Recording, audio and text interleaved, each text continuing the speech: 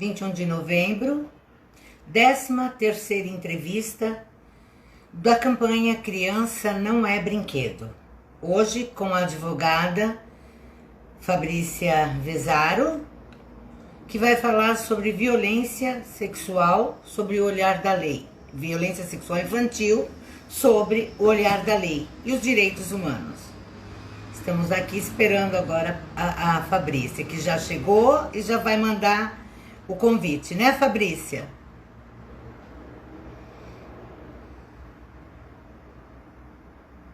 Pontual.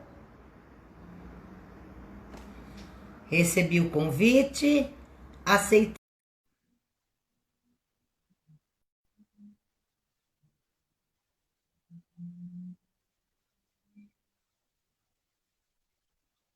Não está entrando?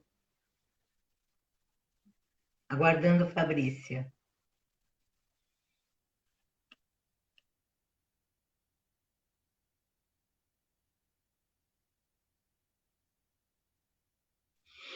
Vamos aguardando.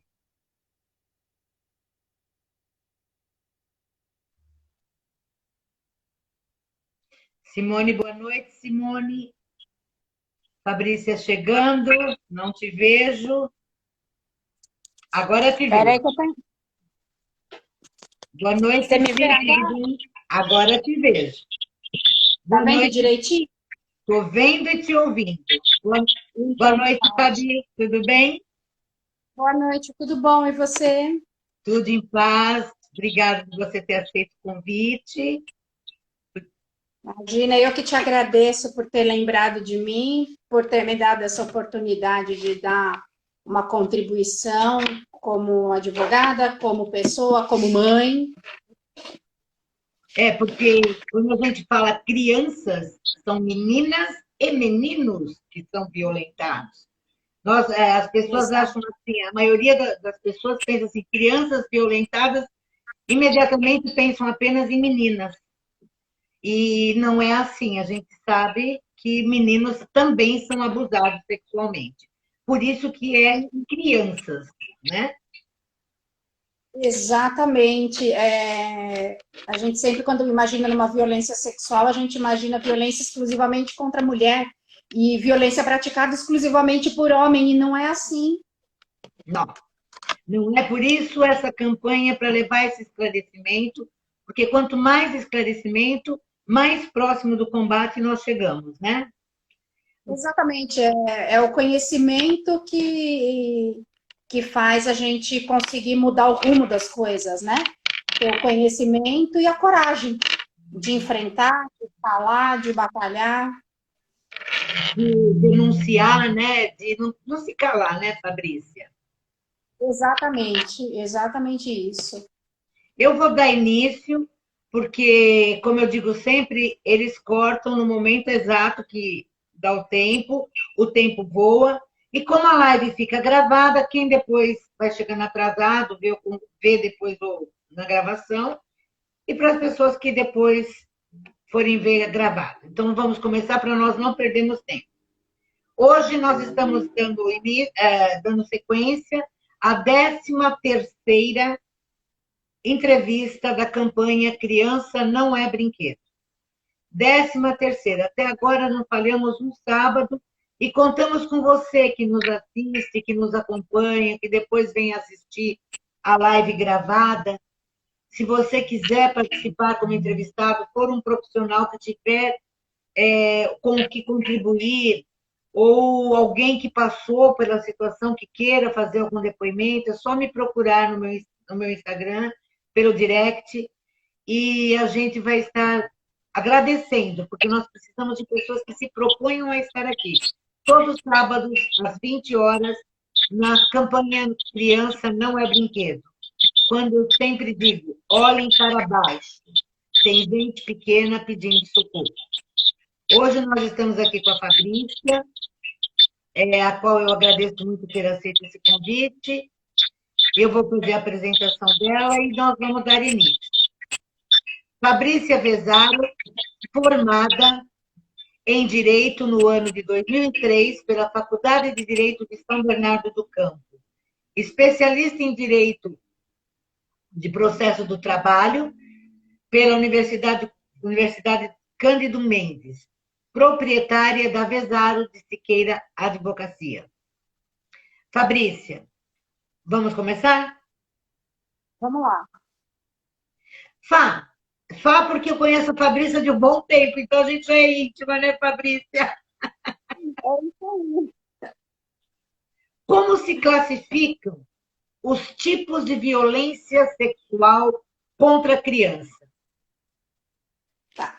Para a gente combater a violência sexual contra a criança, a gente precisa, primeiro de tudo, ter ciência, né, e conhecer o que significa a violência, o que é uma violência sexual e o que é uma violência sexual contra um menor de idade, contra uma criança.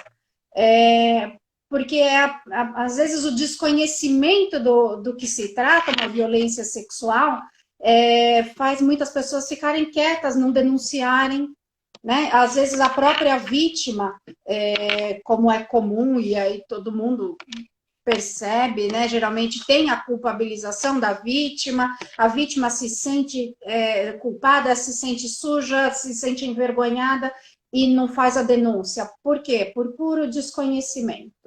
Então, a violência sexual contra uma criança ou contra um adolescente é uma prática que acontece em grande número para o Brasil e ela pode acontecer de duas formas: pelo abuso sexual e pela exploração sexual.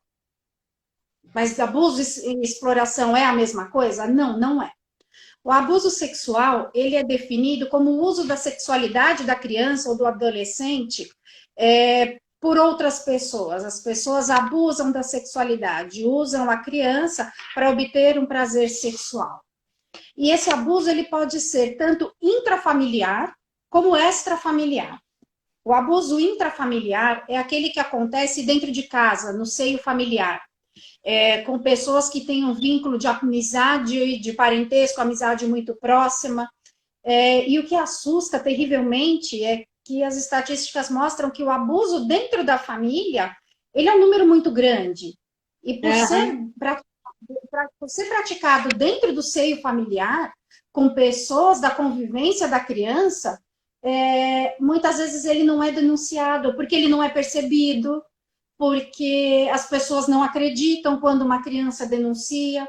Então, é aquele abuso que acontece pelo pai, pelo padrasto, por um tio, por um avô, como aquele caso horrível que aconteceu com a garotinha de 10 anos, que acabou engravidando e sofrendo outros tantos tipos de violência que chocaram tanta gente, né? E tem também esse abuso extrafamiliar, que ele quando acontece fora do seio familiar, fora, com pessoas que às vezes até conhecidas da criança, mas que não participam do seio familiar.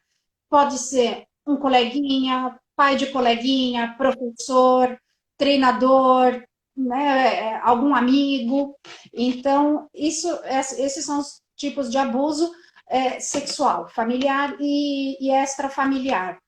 E a gente também percebe a existência da exploração sexual infantil, que a exploração sexual ela é todo tipo de atividade que a pessoa usa o corpo de uma criança ou de um adolescente para tirar vantagem de caráter sexual e de caráter até financeiro.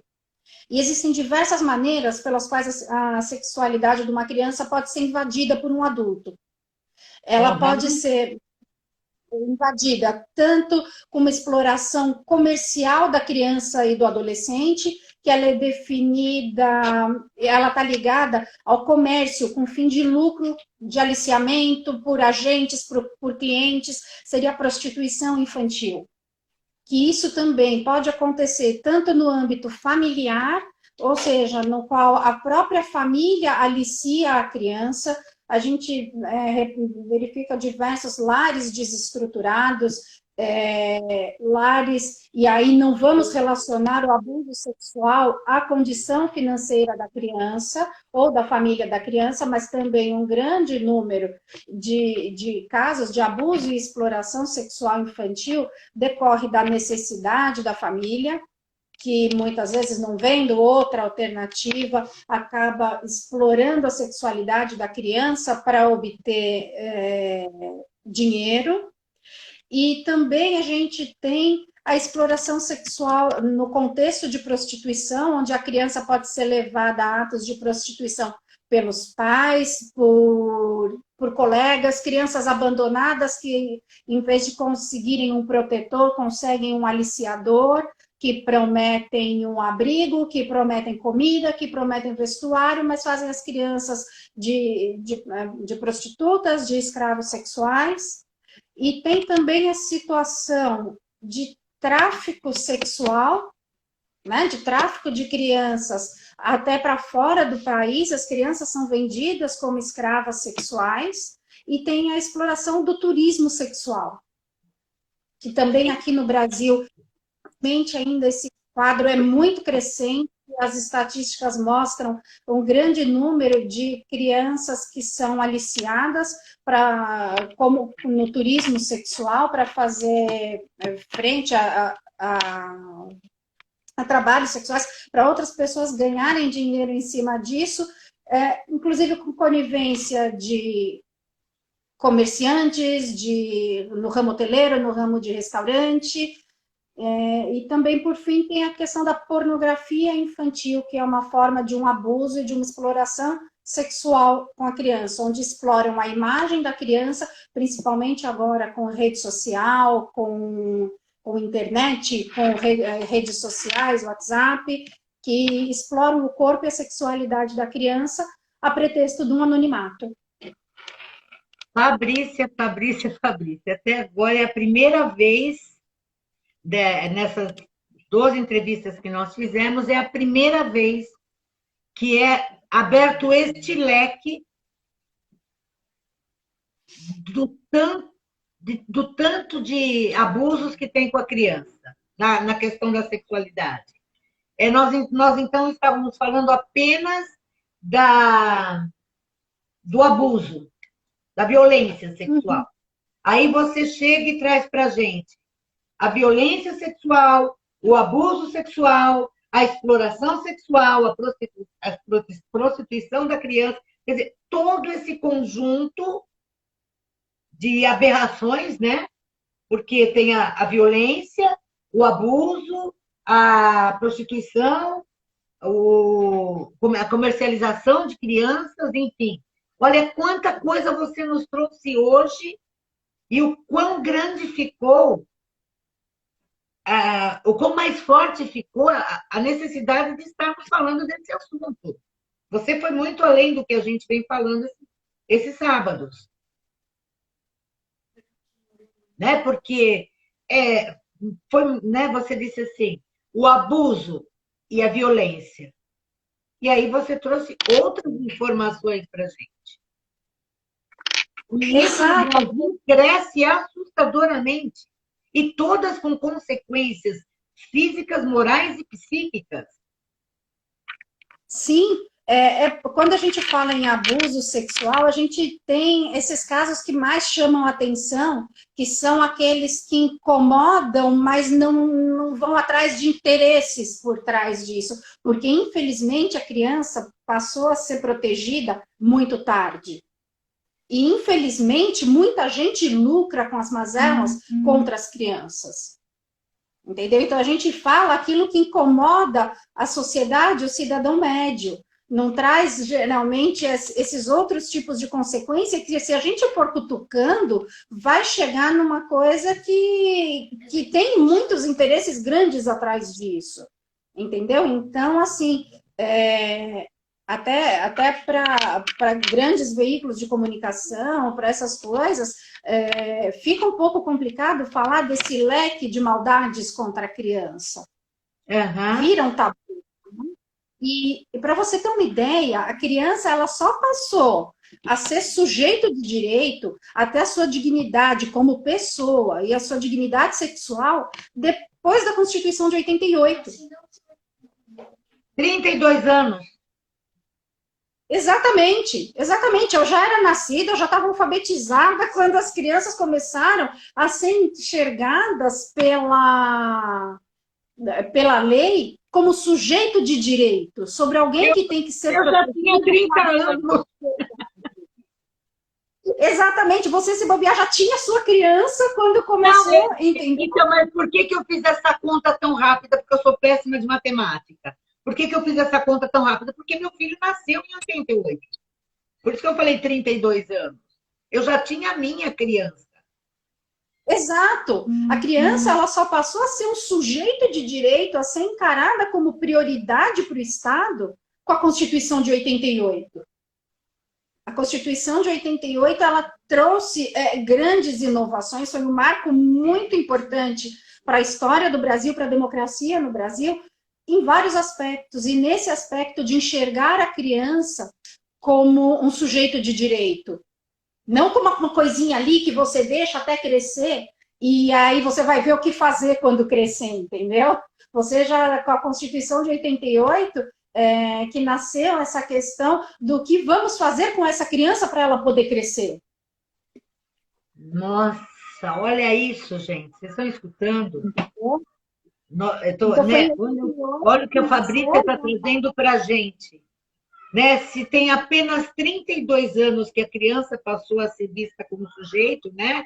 Como alguém a ser protegido, quanto nós temos que lutar ainda? Quanto nós temos que continuar falando, continuar buscando informar a sociedade, porque é tudo muito recente, essa proteção toda. Sim, o Estatuto da Criança e do Adolescente é de 1990.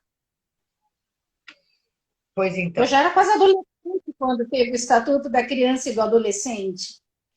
Entendeu? Foi a partir daí que começaram a ver a criança como um sujeito de direito. Pois é, né? E você deixou tudo muito bem claro e fez essa separação. Meninas do grupo que estão assistindo a live, por enquanto sou a Simone e a Luciana. Anotem aí o que a Fabrícia falou, porque nós temos muita gente para procurar para dar entrevista, porque olha como ela abriu o leque hoje. Olha o que essa moça trouxe para a gente buscar trabalho. E acho que ela vai ter que voltar. Dando continuidade, olha eu te explorando, Fabrícia. Mas essa é uma questão para mim. Eu sempre tive muito dentro de mim essa questão da proteção da criança. E eu tenho filhos. Entendeu? Eu tenho 2 filhos que estão agora, um já está saindo da infância para ir para a adolescência, e me preocupa demais essa questão. Como mãe, me preocupa demais essa questão. Não apenas do que a sociedade vai fazer para o meu filho, né? Do como eu posso proteger o meu filho da sociedade, mas que tipo de sujeito eu vou estar inserindo na sociedade. Perfeito, Fabrício. Entrando pegando um gancho nisso, por lei. Adorei essa explicação, essa divisão que você fez. Fantástico. Inclusive, para nós do grupo, que a gente está trabalhando muito em cima disso, você trouxe muita informação para nós. Muito obrigada. E pegando um gancho nessa questão do cidadão que você está formando, por lei, apenas os pais devem zelar pela dignidade sexual da criança? Quem são os responsáveis por manter as crianças sexualmente seguras? Olha, Márcia, a gente entrando nessa questão de quem deve zelar e manter a criança segura sexualmente, primeira coisa que a gente tem que ter em mente, na minha visão, como pessoa, como até profissional da lei, manter uma criança sexualmente segura não é apenas você defender essa criança de interferências de terceiros, né? De interferir, proteger de um adulto ou de alguma conduta que possa trazer essa criança algum tipo de dano. Mas também eu já vi em algumas lives suas por aqui que isso era bastante falado, da educação sexual da criança. Nós temos um problema sexual muito grande porque não se fala em sexo, não se fala em autoproteção, em autopreservação, em cuidado com a gente, com o nosso corpo e com o outro. Porque também manter uma criança sexualmente segura é não colocá-la apenas como um sujeito passivo que pode receber algum tipo de violência. É ensinar que ela não pode praticar também uma violência sexual contra o outro. E de quem que é essa responsabilidade? Porque sempre que a gente vê um caso de abuso sexual, todo mundo pergunta, mas onde é que está a mãe dessa criança? Ou então, quando a gente vê que a mãe estava ciente da situação ou alguma coisa e fala, mas essa mãe, para ficar no bem bom, para não perder o macho, ela vai expor a criança.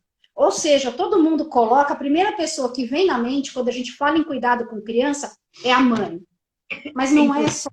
Deixa eu só fazer um parênteses aí, porque é verdade, quando aconteceu o caso dessa menina do Espírito Santo, várias pessoas estavam criticando a mãe, cobrando a mãe, onde estava essa mãe, e a mãe está morta há 8 anos. Exatamente. Exatamente. E aí, toda vez que alguém me pergunta cadê a mãe dessa criança, eu falo, cadê o pai dessa criança? Cadê os avós dessa criança? Cadê os vizinhos dessa criança que estão indo ver a mãe beber no boteco e não estão fazendo nada? Que estão vendo o pai bater na mãe e não estão tomando providência nenhuma? Porque em briga de marido e mulher não se mete a colher? Mete sim. Entendeu? Onde está a professora dessa criança? Onde está o médico? Onde está o governo? Onde está o delegado? Onde está todo mundo? Porque a Constituição Federal ela é muito clara no artigo 223 que ela fala é dever da família, da sociedade e do Estado assegurar à criança e ao adolescente e ao jovem com absoluta prioridade o direito à vida, saúde, alimentação, educação, lazer, profissionalização, dignidade, respeito e etc. Então, quer dizer, o problema da criança não é um problema que se resolve apenas em casa. É um problema da sociedade como um todo. Numa outra live eu comentei assim, né? Quando você cita, cadê o vizinho, cadê o pai, o avô, todo mundo, né? Numa outra live eu comentei assim, quantas vezes um vizinho sabe que aquela mãe trabalha, que aquela criança está sozinha, ele vê algo diferente acontecendo e ele fecha a veneziana, ele fecha a cortina. Quando ele teria que sair da casa dele e ir lá e tocar a campainha. Exatamente, perguntar para essa mãe, ou então ele faz uma denúncia no conselho tutelar, essa mãe que já foi abandonada pela família, essa mãe que já foi abandonada pelo marido, e ele faz uma denúncia no conselho tutelar, e para tirar essa criança, ele não vai lá oferecer um prato de comida. Ou pior de tudo, esse vizinho que vê essa mãe indo trabalhar, que vê esse pai, porque muitas vezes acontece também quando o pai é responsável pela criança e vai trabalhar, e ele entra na casa dessa criança e molesta essa criança. Exatamente, Fabrício. Exatamente isso. Parar com essa coisa de cobrar só de governo, cobrar só das autoridades. Cobrar só da mãe ou cobrar só da família. Simplesmente falar assim, e eu estou fazendo o quê? Eu não sou sociedade, porque é muito comum falar a sociedade. Porque a sociedade precisa mudar o comportamento, a sociedade sou eu. Como se a gente fosse alguém apartado dessa sociedade. Mas a sociedade sou eu. E o que eu faço nesse momento? Eu fecho a cortina da minha sala, aumento o volume da minha TV e nada está acontecendo. Mas depois eu sou a primeira a falar, cadê essa mãe? Cadê esse pai? Então, assim, é essa conscientização de que todos nós temos responsabilidade, sim. Que todos nós temos o dever e a obrigação de proteger toda e qualquer criança, não só a que vive dentro da minha casa. Exatamente. E assim, a gente conversando parece uma coisa muito natural. Porque a criança ela está em formação, a criança está numa fase de descoberta, a criança está numa fase que necessita de cuidados para sua formação, para o seu caráter, para quando ela crescer. Exato. E falar o que você vai ser quando crescer. Eu vou ser o reflexo daquilo que eu aprendi hoje. Daquilo que me ensinaram. Então, é muito importante que a criança ela seja protegida e ensinada e até vigiada, fiscalizada por todos. E não bastou a Constituição Federal, que é a lei maior, para colocar isso na cabeça das pessoas. O Estatuto da Criança e do Adolescente teve que repetir isso 2 anos depois. Certo. E agora, em 2017, veio uma lei nova, super recente, que estabelece o sistema de garantia de direito da criança e do adolescente vítima ou testemunha de violência, seja ela sexual ou não. E nessa lei também reforça-se o papel não só da família, como da sociedade e do Estado. Então, assim, é alguma coisa que o legislador ele está pronto e está colocando na cabeça das pessoas periodicamente, e isso não entrou na cabeça de ninguém. Porque se todo ano, ou se cada 10 anos, você precisa de uma lei para falar para você que você é responsável pela criança da tua sociedade, é porque você não aprendeu. Então, quer dizer, em 88 foi falado, em 90 foi falado, em 2017 foi falado. Quando que vai entrar na cabeça da sociedade uma coisa dessa? Quando começar a se questionar também por que tanto preconceito ao se falar de sexo. Exato, exato. Exato, porque o sexo é um tabu. Tem que deixar de ser um tabu, tem que deixar de ter esse preconceito ao se falar de sexo. Tem que entender de uma vez por todas que educação sexual na escola não é ensinar a criança a fazer sexo. É ensinar a criança a ter conscientização do seu corpo, como ele funciona e como protegê-lo. Saber que ela tem todo um aparato. Olha, Márcia, só para te expor uma situação, porque assim, como eu te disse, essa questão é muito pessoal para mim. Então, eu sempre fico muito atenta e às vezes até as pessoas ficam, nossa, mas você é neurótica, você... Não, eu só estou cuidando da minha criança. E uma vez o meu filho estava, acho que com uns 4, 5 aninhos, 6 no máximo, e foi um amiguinho tomar banho, foi passar o fim de semana em casa.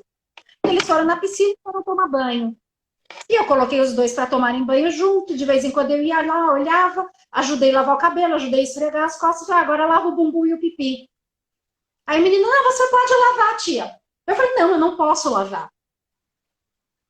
Eu não posso, você não pode deixar um estranho tocar nas suas partes. Ah, não, tia, mas você é como se fosse da família. E daí, eu não sou sua mãe. Você já tem idade, você já sabe tomar banho sozinho. Eu não vou tocar nas suas partes. Eu não vou lavar o seu pipi, eu não vou lavar o seu bumbum, eu não vou lavar o seu peito. Entendeu? E aí a gente acabou gerando uma conversa, porque eu sempre falei isso para os meus filhos. E aí o meu filho acabou explicando para o amiguinho. Ele falou, olha, aqui em casa a mamãe falou que não pode tocar nas partes que a gente não sai para a rua descoberto.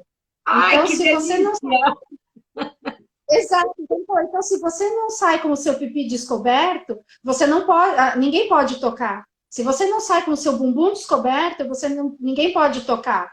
Se a sua irmã não sai sem a parte de cima da roupa, ninguém pode tocar.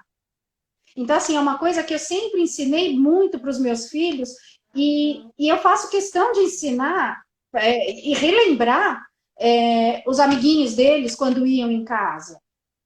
Porque ele veio com aquela novidade, né? Ah, não, tia, você é como se fosse minha mãe. Não tem problema, eu não vou tirar a autoridade do que a mãe dele falou e já ensinou em casa para ele. Eu posso ser como sua mãe, não, eu tenho que cuidar de você. Mas eu não posso te tocar. O outro adulto não pode te tocar. E isso a gente tem que ensinar para as crianças desde muito cedo. Muito cedo. Exato, porque assim, às vezes vem um adulto e a gente, sempre que houve relato de crianças que são abusadas dentro de casa, mas ele estava me fazendo um carinho. É um carinho que te constrange? É um carinho que faz você sentir dor? Se for um carinho assim, não é carinho. E aí você conta para alguém. Por isso que eu já tinha até visto numa live, acho que doutora Monique, que falou com você. E ela fala, o problema não é você ter lei, e ela tem toda a razão, não é você ter lei que vai punir o agressor sexual. Quando você precisa de uma lei para punição de um agressor sexual, é porque tudo já deu errado. Então você vai precisar, porque infelizmente uma pessoa ou outra vai sair da curva, ok. Só que antes de você investir em cadeia, em castração, em qualquer coisa desse tipo, você tem que investir no autoconhecimento, para as crianças conhecerem o próprio corpo, o que pode, o que não pode, e na educação, para aquilo que você que não quer que seja feito para você, não seja feito para o outro. E aí é que eu acho que entra bem o que a Constituição Federal fala, o Estatuto da Criança fala, e essa lei nova de 2017 fala da responsabilidade do Estado. Porque a violência sexual é um problema também de educação e de saúde pública. Sim. Se eu tenho uma criança que de manhã ela está na creche, ela está na escola, ela está um pouco mais longe do agressor sexual. Se eu tenho uma criança que no período inverso do de aula, ela está fazendo um esporte, ela está em atividade cultural, ela tem menos possibilidade de se tornar um predador sexual. Se eu tenho um sistema de saúde, que a criança ela pode contar com psicólogo, com psiquiatra, com médico, com pediatra, que ela pode contar o que está acontecendo dentro da casa dela, que ela pode tirar as dúvidas dela, ela já é alguém que ela vai denunciar um abuso sexual, ela é alguém que vai identificar seus próprios problemas e não vai se tornar um predador. Então começa tudo muito antes da situação tá consolidada. O Bruno colocou uma pergunta aqui, a gente não tem espaço aberto para pergunta, Bruno, por conta do tempo. Vamos ver se dá tempo de responder aqui. Eu vou ver o horário, tá, Bruno? Porque senão a gente se compromete em voltar e depois responder na live. Ele colocou aqui, Fabrício e Márcia, a questão da educação sexual na escola, que vocês abordaram agora. O que vocês pensam nessa cartilha que o governo quer adicionar na escola? E outra, compartilhar o sanitário em ambos os sexos.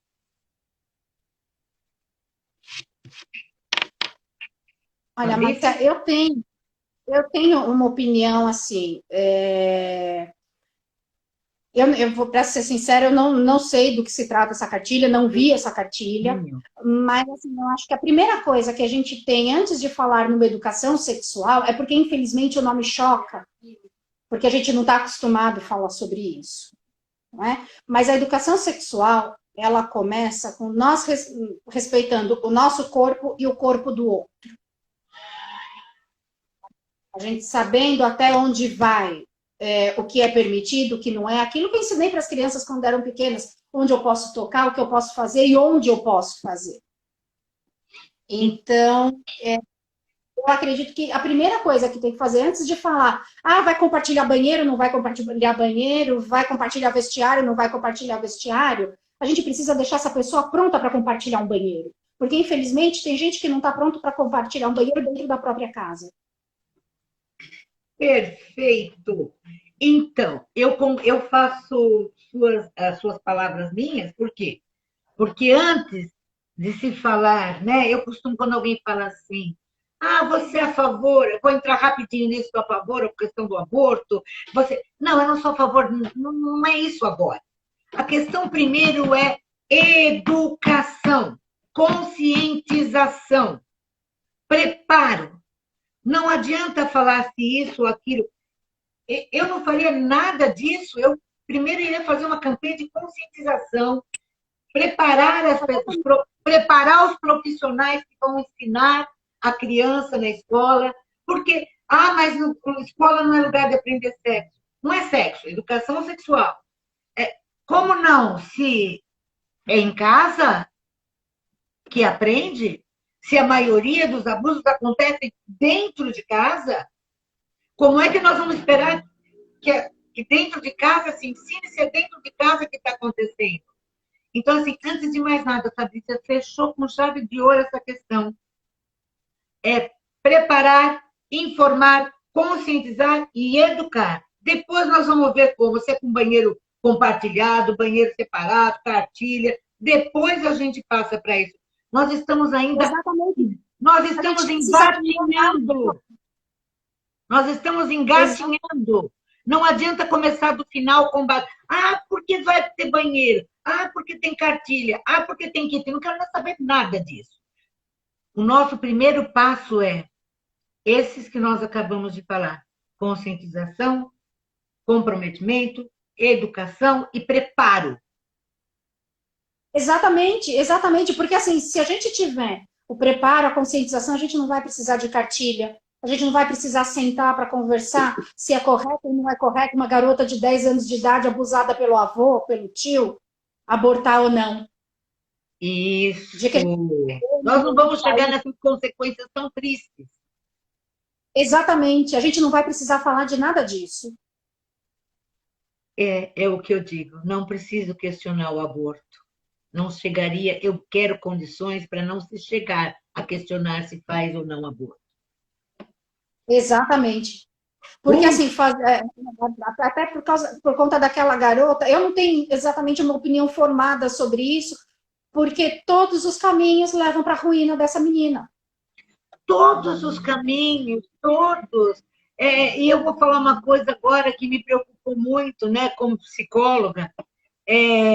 Além de tudo que aconteceu, o desfecho foi, né, essa menina perdeu a mãe, perdeu a privacidade, perdeu a intimidade, perdeu tudo. Depois de tudo isso, ela aqui. Ela perdeu até o direito ao esquecimento. Então, mas quando vazou o nome dela. Então, mas é aí que eu vou chegar. O que me assustou como psicóloga foi exatamente tudo que já estava acontecendo, que ela já havia perdido, sendo invadida. O desfecho foi: tirou ela da casa, da cidade, talvez do estado, mudou todo-se o hábito cultural dessa criança, porque mudou toda a cultura, todo o convívio, ela perdeu os amigos e ela perdeu a própria identidade. Exato. E quando ela perdeu a própria identidade, aí acabou. O desfecho foi também foi preciso, mas o que está sendo feito dela agora?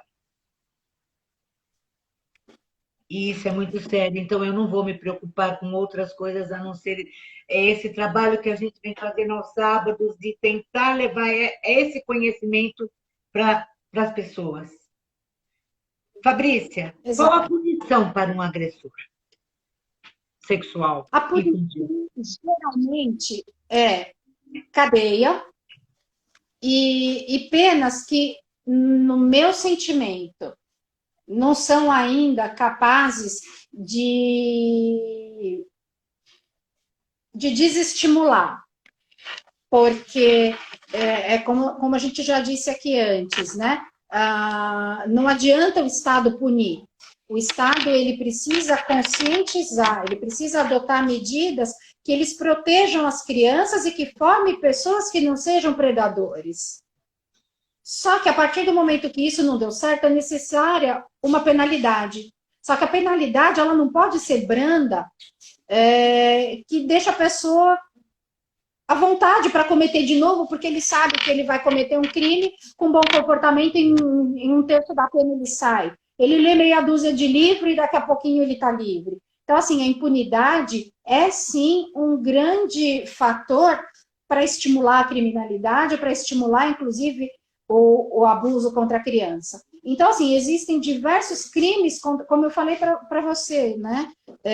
Existe não só o abuso sexual, como a exploração sexual. E existem diversas tipificações penais de crimes contra a criança. Então, teria o estupro de vulnerável, que é você fazer sexo ou praticar algum ato libidinoso com menores de 14 anos, porque a lei entende que uma pessoa com menos de 14 anos de idade, ela não tem condição de consentir, porque ela ainda não está no auge da sua formação psicológica, conhecimento e tudo mais. Então, para um estupro de vulnerável, a pena máxima são 15 anos.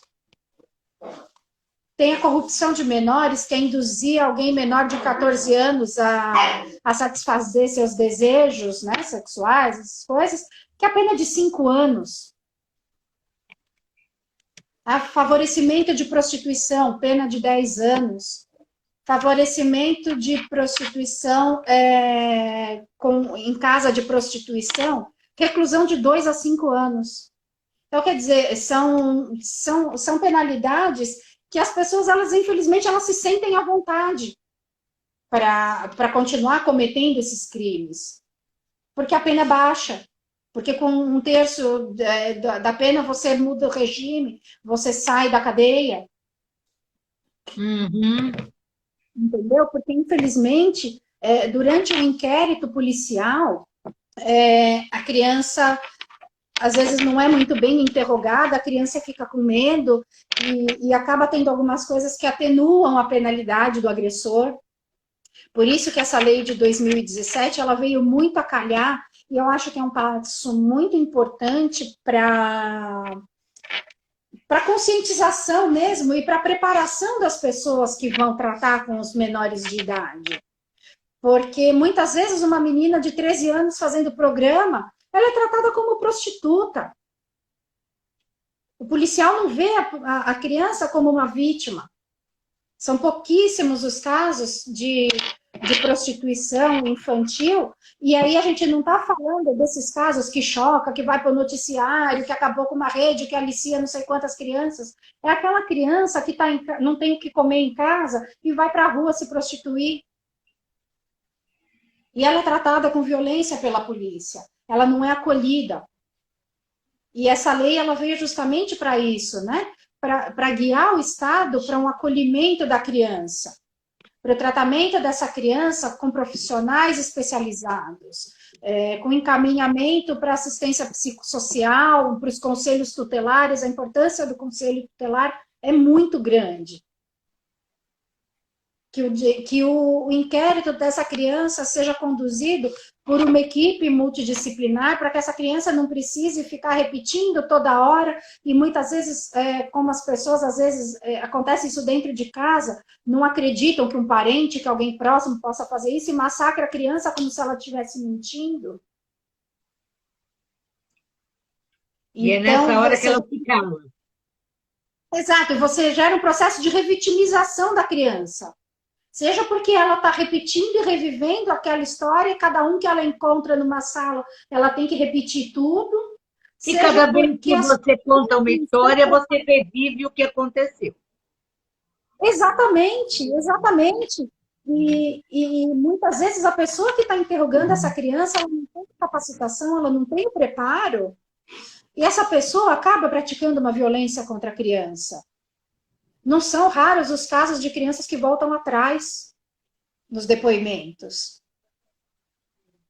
Claro. Ou porque a criança percebe que não estão acreditando nela, ou porque a criança ela depende da pessoa que agrediu, ou porque dentro da família a criança não acreditam nela e falam...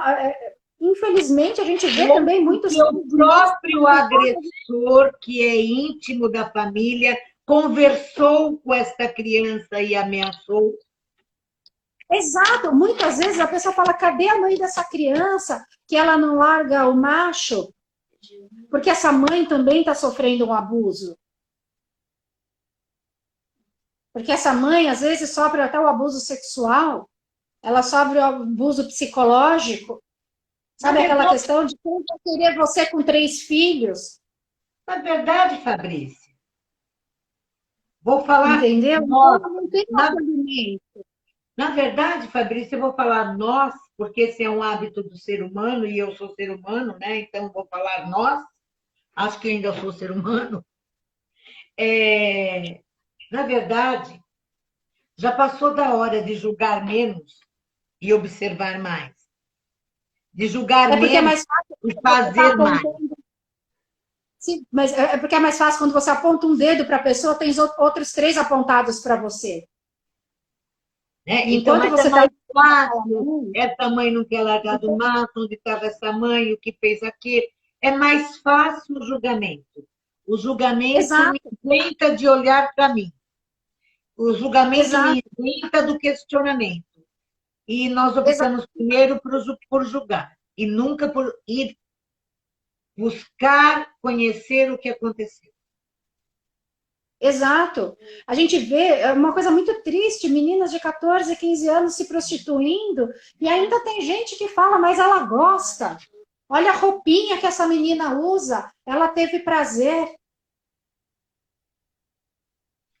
Isso não pode. Não importa que roupinha ela usa. Ela é uma criança, ela precisa do acolhimento, ela precisa do cuidado, ela precisa de uma política de saúde pública, mesmo de educação. Uma mulher, não importa que roupa ela esteja. Exato, Não exato. importa. Aliás, Se ela está estamos dançando bastante funk, sobre se ela isso. está com uma roupa curta, transparente, não importa. Nada dá o direito de tocar uma pessoa se ela disse não. Não é não. Exatamente, exatamente, não é não. E sabe uma coisa que a gente vê muito, Márcia, que a gente fala do abuso de homens contra garotas e garotos, mas mulheres também abusam.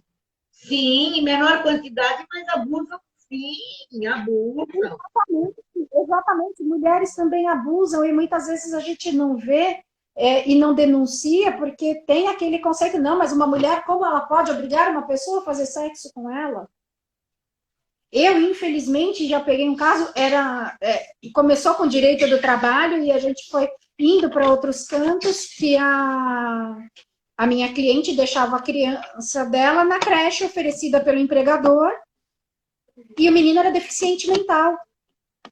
Ele tinha acho que 15 ou 16 anos e pegaram a pessoa, a orientadora dele, fazendo sexo oral nele. Então, quer dizer, um abuso sexual pode ser, um menino pode ser vítima de um abuso sexual Sim, por pode. outra mulher também. E E ele na, tinha um agravante, ele era criança, adolescente e era deficiente. social, e na Exato. prática, e na prática, Pá, que nosso tempo está voando, nós só temos 10 minutos. Não te falei que o Tá. tempo voa? E na Boa, prática, né? voa, eu te falei, Fabrícia, vai passar muito rápido e a gente tem tanta coisa para falar. E na prática, o que fazer quando há suspeita de que uma criança está sendo abusada sexualmente? Bom, o primeiro passo, quando a gente percebe que uma criança ou um adolescente ele pode estar sendo vítima, é procurar algum dos canais oficiais que recebam essas denúncias de violação dos direitos. Registrar um boletim de ocorrência, fazer uma denúncia. Essa denúncia pode ser anônima, pode ser feita nas delegacias comuns, nas delegacias especializadas no atendimento à criança e adolescente, os DPCAs. Você pode comunicar ao conselho tutelar mais próximo, pode ligar no Disque 100. Tem um aplicativo também que chama Proteja Brasil. Então, quer dizer, Opa, formas de você denunciar e pedir para uma investigação são diversas. Eu citei, acho que pelo menos 5. Delegacia comum, delegacia especializada, conselho tutelar, Disque 100 ou o aplicativo.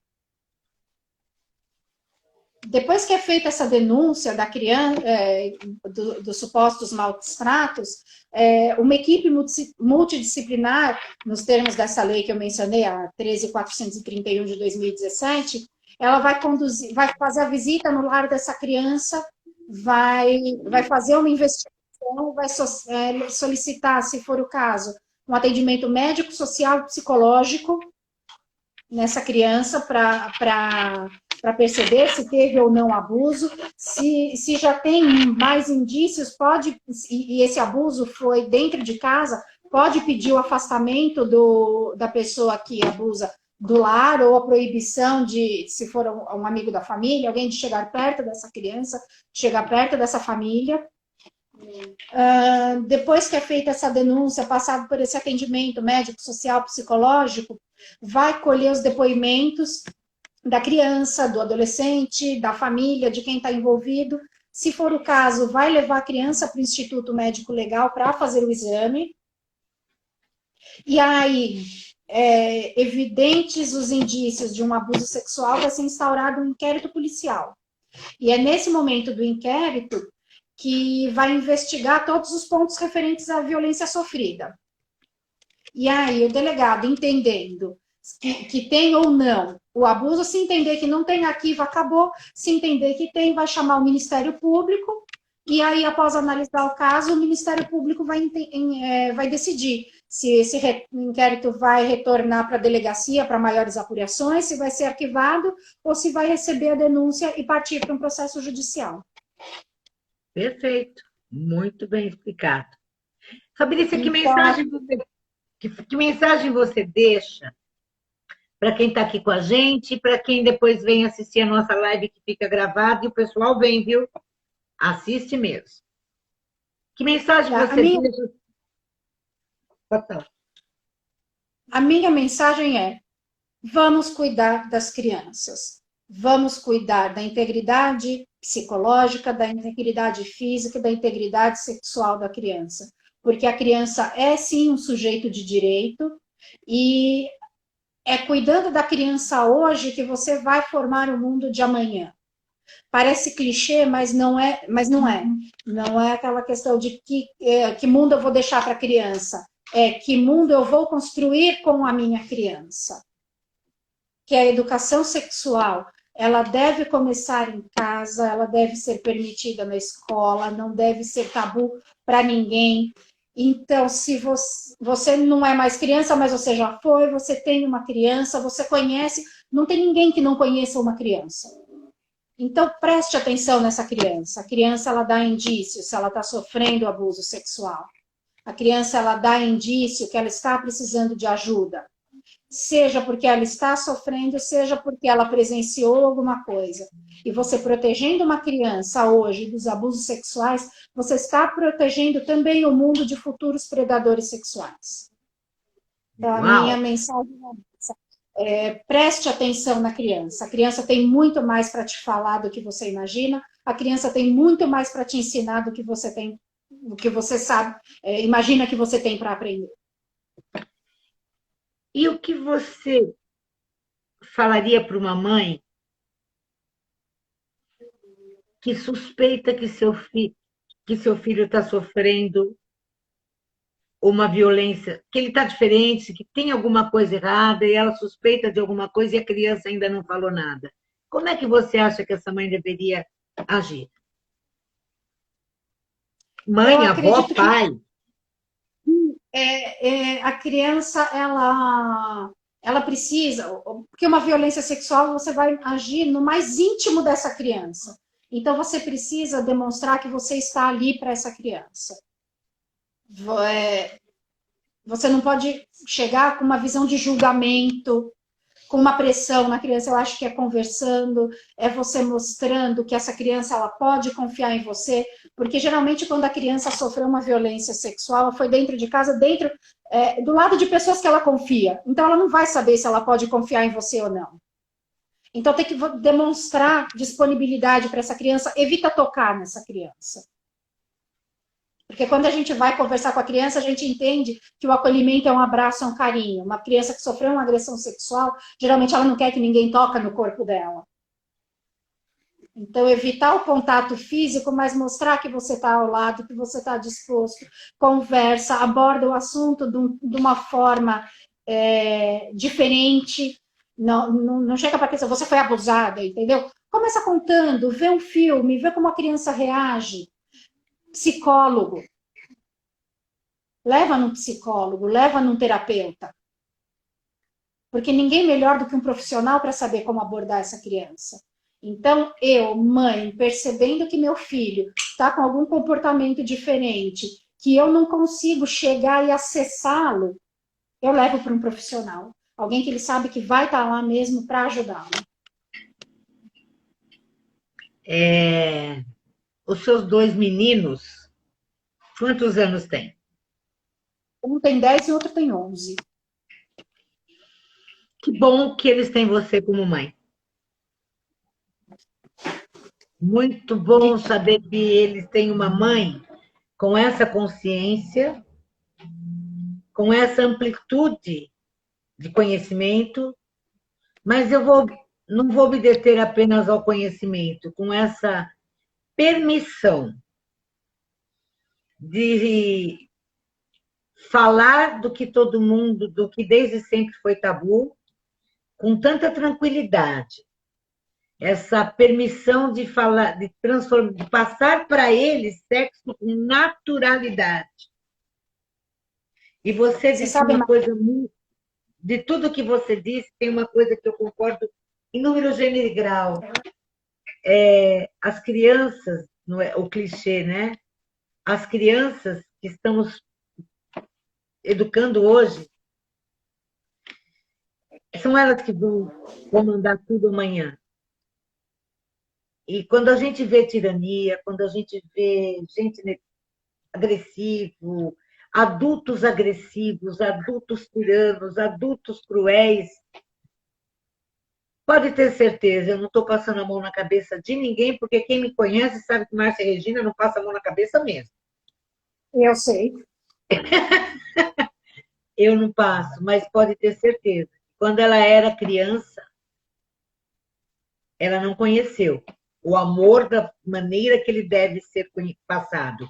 E quando eu digo amor na maneira que ele deve ser passado, não é o amor que tudo permite, não é o amor banalizado, é o amor que fala não, é o amor que põe limite, é o amor que não volta atrás quando falou não, não, é o amor que estabeleceu regras, conceitos, limites, mas tudo feito com amor. É aquele momento em que você vai dar bronca, você vai dar um sermão numa criança, mas você tem a humildade de se abaixar, ficar do tamanho dela, para que ela olhe nos teus olhos. Porque quando você está bravo com uma criança, você já é grande para uma criança. O ser humano, o adulto já é grande para uma criança. Ela tem que olhar para cima. Você é bravo, você cresce para ela. Então, eu sempre oriento os pais, abaixe-se, fique da altura dele e meta-lhe a bronca.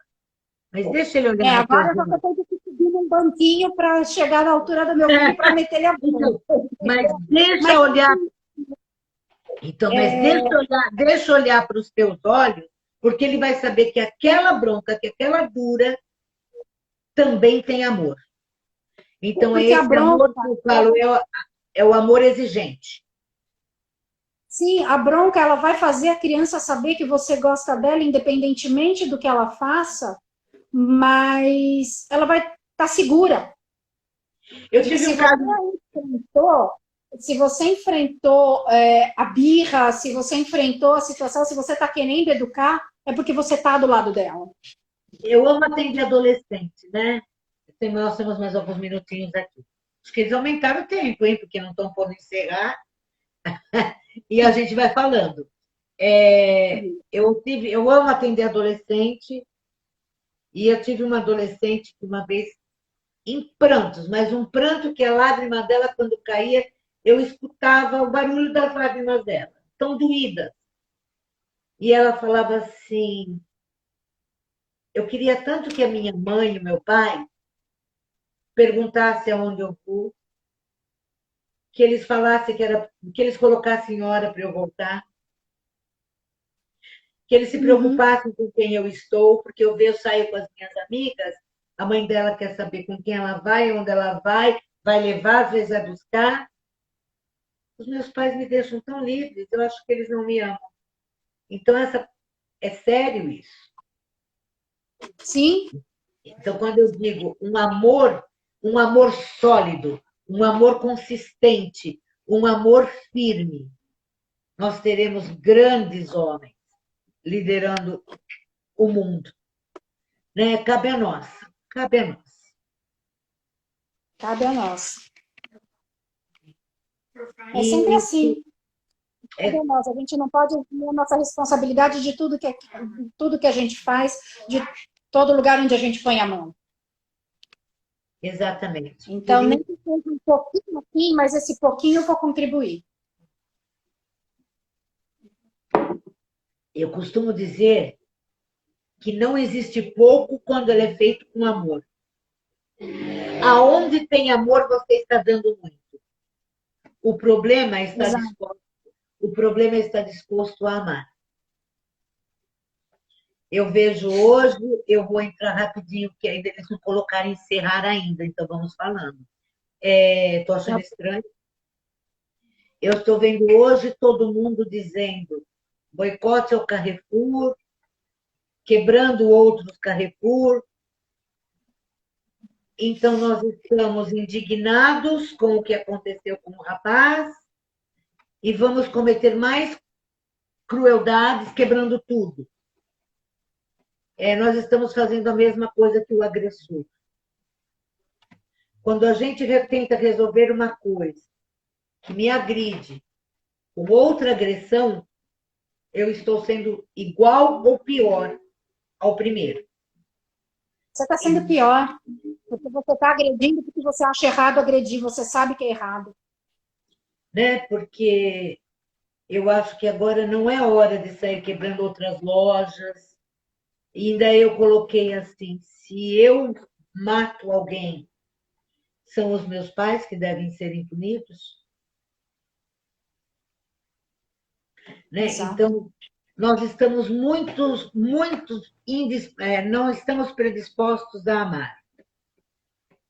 E eu acredito sim, pode ser piegas, pode me achar romântica demais, mas eu acredito sim que o único caminho é um amor firme e exigente. Eu gosto muito da fala de Gandhi, quando ele disse assim: se você quer combater a guerra, fale de paz. Porque ao falar vamos combater a guerra, você está estimulando a entender o que é guerra. Então, quando você quer combater a guerra, fale de paz. Quando você quer combater o ódio, fale de amor. Quando você quiser combater o ódio, fale de amor. Quando você quiser combater as drogas, fale de coisas saudáveis. Nós estamos no caminho errado. Nós estamos no caminho errado. E é isso que a gente vem fazer aqui já há 13 semanas. Eu vou repetir sempre em cada live. Olhe para baixo. Tem gente pequena pedindo socorro. Fabrícia, muito obrigada por você ter disponibilizado o seu tempo, o seu conhecimento e, mais do que tudo, a sua generosidade em compartilhar o que você sabe e o que você pratica com a gente. Pode ter certeza que você vai ajudar muitas pessoas que vão vir escutar a nossa live. Agradecer a presença de todos que estiveram aqui com a gente, agradecer os que virão depois assistir a live gravada e continuar dizendo: olhe para baixo. Tem gente pequena pedindo socorro. Lembre-se, criança não é brinquedo. Defenda, proteja, acolha. Não precisa ser sua. Mas a atitude que você não tomar, essa é sua. E uma hora você vai ser cobrado. E não é por Deus, não é pela lei, não é por ninguém. É pelo pior juiz que existe, que se chama consciência. Não existe juiz pior do que a consciência. Não espere a sua consciência te cobrar a sua omissão. Você é sociedade, eu sou sociedade. Não cruze os braços. Não fique apenas indignado. Não saia julgando. Faça a sua parte. E você vai estar fazendo a diferença e mudando essa questão. Fá, um beijo. Muito obrigada, muito obrigada. Te amo de paixão. E assim, foi muito gratificante ter você nessa noite. Você me ensinou muito. E você me despertou curiosidade para aprender mais. Amo isso. Obrigada, Márcia, por essa oportunidade. Obrigada pelo convite. Estou sempre à sua disposição para o que você precisar. As crianças estão aqui comigo, ouvindo um pouquinho também do nosso bate-papo. E para eles aparecerem aí. Espera só um pouquinho. Aparece aqui, vocês dois. Dá um oi. Oi. Beijo para vocês. Curtam essa mãe. Obrigada, Vilma. Eu vou dizer nós que agradecemos. Beijo no teu coração, tá? Muito obrigada. Obrigada. Tchau, Tá tchau. Tchau, pessoal. Bom domingo para vocês. E cuide da sua criança interior, tá? Não abandone ela, não. Ela é essencial para você ser um adulto sadio. Beijo. Exatamente. Beijo. Tchau, tchau. Tchau, Tchau, tchau. tchau.